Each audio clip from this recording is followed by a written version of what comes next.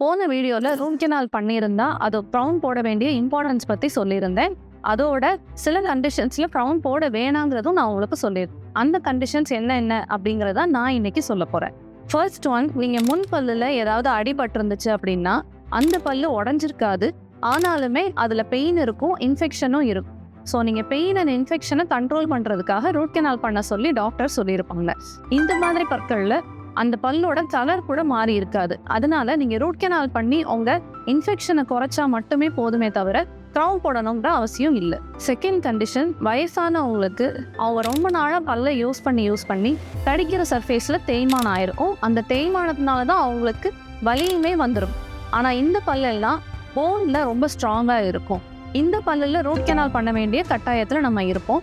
ஆனால் அந்த பல்லோட height already குறைஞ்சிருக்கிறதுனால அதில் நம்ம க்ரௌன் போட முடியாது. இந்த மாதிரி சுச்சுவேஷனில் அவங்களுக்கு ரூட் கெனால் பண்ணி அந்த பல்லோட பெயினை மட்டும் நம்ம குறைச்சி கொடுப்போமே தவிர க்ரௌன் போடணுன்றதை வலியுறுத்த மாட்டோம். Third condition, young permanent tooth.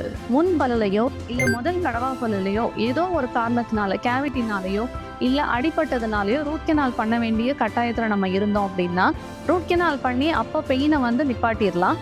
ஆனால் க்ரௌன் போடுறதுக்கு பக்கத்து பல்லு இல்லாமல் இருக்கும் அல்லது பக்கத்து பல்லு முழுசாக வராமல் இருக்கும்.